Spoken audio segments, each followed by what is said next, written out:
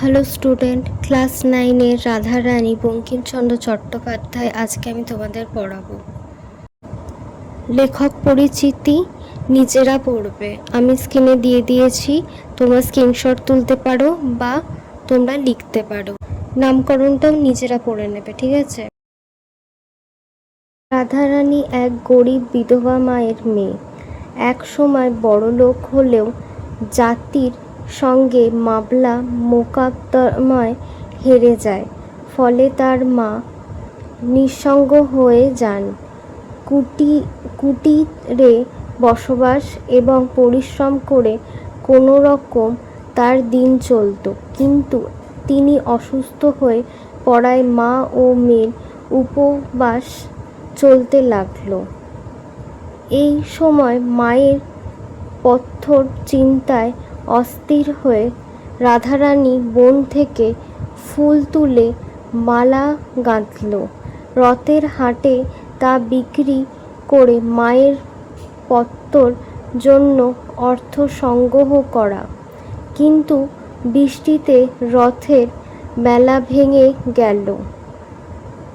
রাধারানী অনেক অপেক্ষা করার পরও বৃষ্টি থামল না, মেলাও জমল না। অন্ধকার পথে বৃষ্টিতে ভিজতে ভিজতে রাধারানী যখন বাড়ি ফিরছিল, তখন তার চোখ থেকেই বৃষ্টি মতোই জল গড়িয়ে পড়েছিল। এই সময় হঠাৎই এক পথিক তার ঘাড়ের উপরে এসে পড়ে এবং তার কান্নার কারণ জানতে চায়। বিভিন্ন প্রশ্নের মধ্য দিয়ে রাধারানী অবস্থান, বাসস্থান ইত্যাদি জেনে নিয়ে সেই পথিক পিছলো পথে হাত ধরে তাকে নিয়ে চলে। রাধারানীর গাঁথা মালাটিও সে বাড়ির ঠাকুরকে পরানোর জন্য কিনে নেয়। কিন্তু দাম নিয়েই রাধারানীর সন্দেহ হয় যে তাকে পয়সার বদলে টাকা দেওয়া হয়েছে কিনা। সে বাড়িতে ফিরে তা প্রদীপ জ্বালিয়ে যাচাই না করা পর্যন্ত পথিককে দাঁড়াতে বলে আগুন জ্বালিয়ে সে দেখে যে তার অনুমান ঠিক, তাকে টাকা দেওয়া হয়েছে। কিন্তু বাইরে এসে রাধারানী দেখে পথিক চলে গিয়েছে। এরমই মধ্যে কাপড়ের দোকানের মালিক পদ্মালোচন সাহা একজোড়া শান্তিপুরি শাড়ি রাধারানীর জন্য এনে বলে যে এক বাবু দাম মিটিয়ে দিয়ে তাকে এই শাড়ি দিয়ে যাওয়ার কথা বলে গেছেন। সকলেই অবাক হলো তার পরিচয় নিয়ে। রাধারানী সেই টাকা ভাঙিয়ে বাজার করে আনলো, মার জন্য সামান্য কিছু রান্না করলো।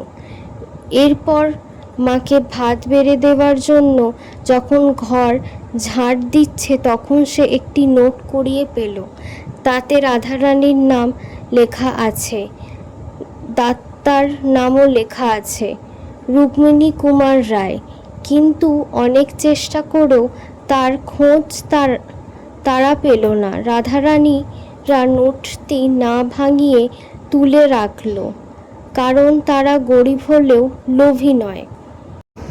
স্ক্রিনে দেখো কিছু প্রশ্ন উত্তর দিয়েছি, তোমরা পারলে এগুলো স্ক্রিনশট তুলতে পারো বা লিখে নিতে পারো। আমি আর এইগুলো পড়ছি না, ঠিক আছে?